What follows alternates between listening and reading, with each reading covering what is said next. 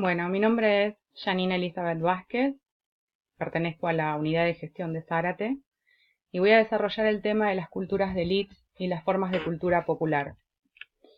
Estos términos, cultura de élite y formas de cultura popular o cultura popular, se nos presentan siempre como dos términos que son diferentes en contenido y que están enfrentados, donde solamente se enfatiza en mostrar las diferencias. En realidad, las investigaciones más actuales nos muestra que no estaba muy claro el concepto de cultura popular, porque la cultura popular era más oral que escrita, entonces los testimonios que han llegado a nuestra época son de personas letradas que intentan todo el tiempo mostrar su pensamiento racional y ensalzar sus beneficios frente a lo irracional y lo tradicional del vulgo. Y por eso terminan pasando por alto un montón de contactos e intercambios de ideas que en la práctica sí hubo entre la élite y el pueblo. Muchos estudios demuestran que nobles y estado llano compartían el mismo teatro, los mismos almanaques y por lo tanto los mismos mensajes y los mismos gustos. De esta forma es posible entender que no son dos culturas enfrentadas, sino dos formas distintas de expresar problemas y emociones que sí son comunes a los hombres de la edad moderna.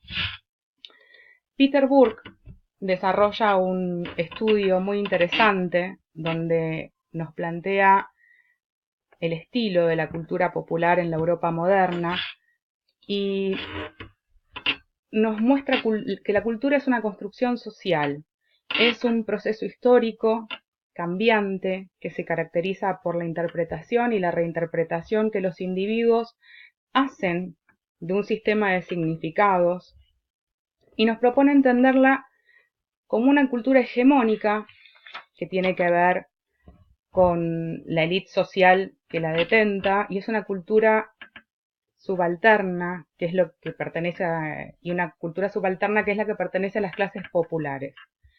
Entonces, de esta manera desarrolla dos grandes tradiciones. Una gran tradición, que es la detenta una élite cultural, que tiene su propio sistema de significados, prácticas y valores, en los que se mueven los miembros de esa élite minoritaria que saben leer, escribir y que conocen el latín, donde esta cultura se conserva y se transmite en ámbitos muy particulares, gracias a las escuelas y a las universidades, y por lo tanto va a ser exclusiva de este tipo de sectores sociales, que son educados.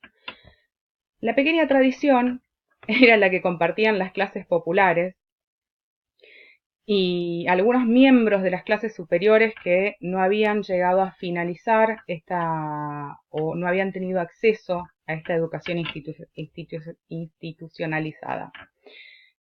Dependiendo del lugar donde se desarrollaran, estas podían ser de tipo urbano o de tipo rural.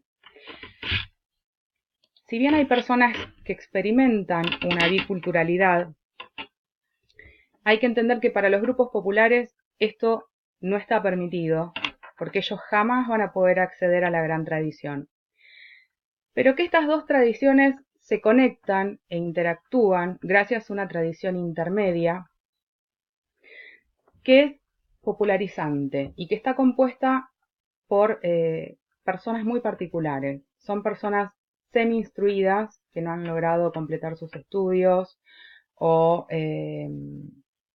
acceder a la gran tradición, aunque viven inmersos y conectados con ella de alguna manera, y otros grupos que están en contacto con esta pequeña tradición constantemente, como pueden ser los trabajadores de imprenta, los miembros del clero, los artistas y bueno, muchos otros.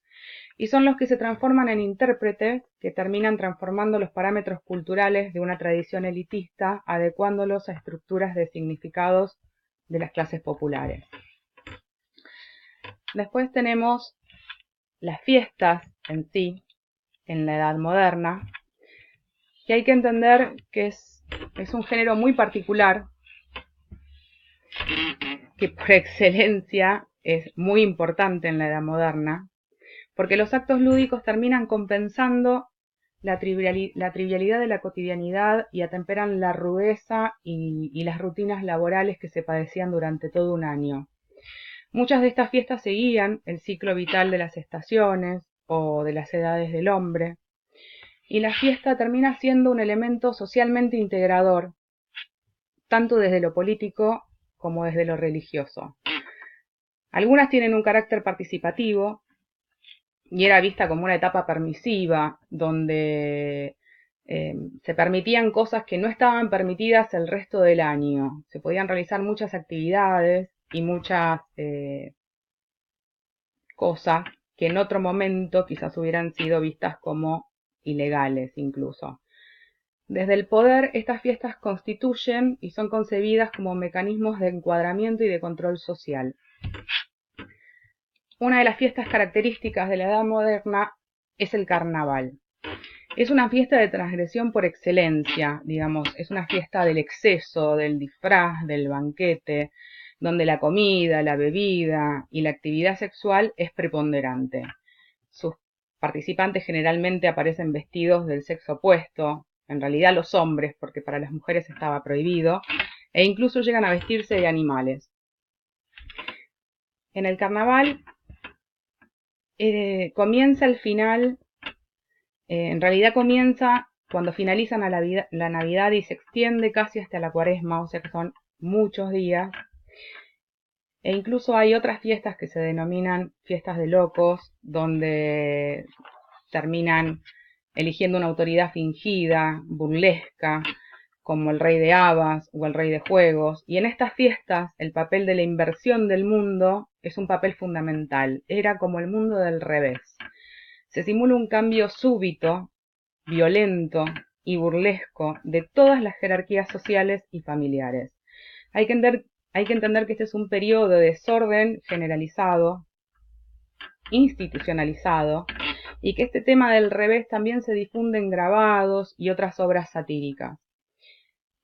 Incluso la legislación estatal trató de reprimir o controlar este tipo de excesos del carnaval con la prohibición de máscaras, de prohibir que estas máscaras cubrieran todo el rostro, como hizo España en 1774, alegando motivos de seguridad pública y de orden social.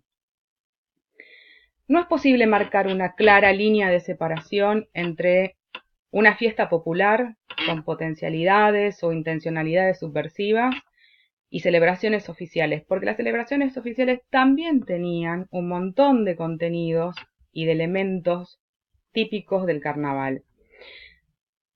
Durante el carnaval era normal que los más jóvenes, sobre todo, se divirtieran a costas de los animales, sobre todo de gatos o de gallos, y durante el carnaval era normal y necesario que desaparecieran los tabúes y las restricciones del resto del año. Era muy importante soltar toda esa desdicha que se parecía el resto del año para las clases populares.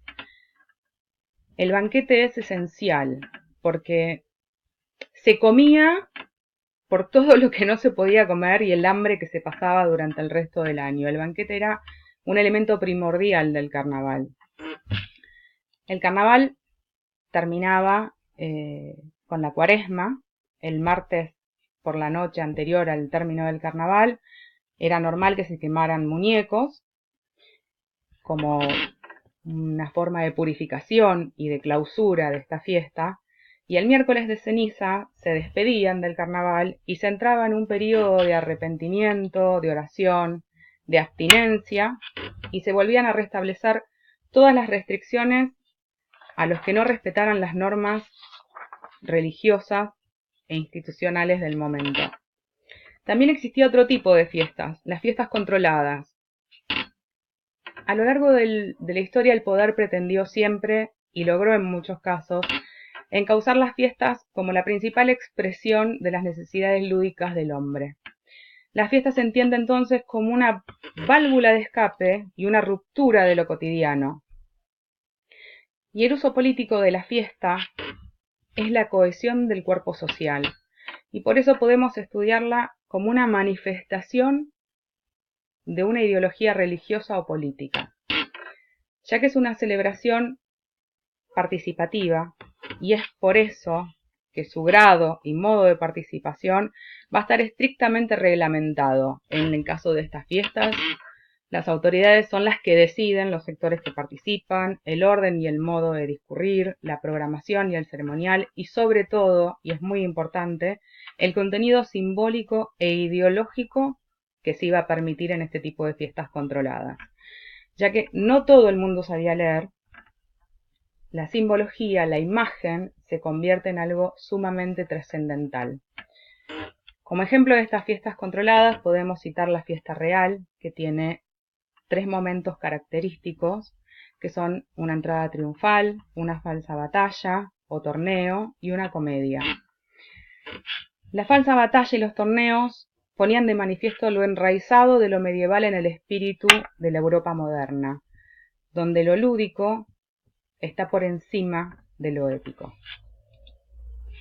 Entonces es normal ver grabados todavía de estas entradas triunfales, de estos torneos entre caballeros, y quedarnos con esto último, que la cultura de élite y la cultura popular no son dos elementos enfrentados, sino que son dos elementos que terminan expresando las ideas y las sensaciones del hombre moderno con sus diferencias, y que es mucho mejor el planteo que nos marca Peter Burke de entenderlo como una gran tradición que se conecta con esa pequeña tradición a través de una tradición intermedia.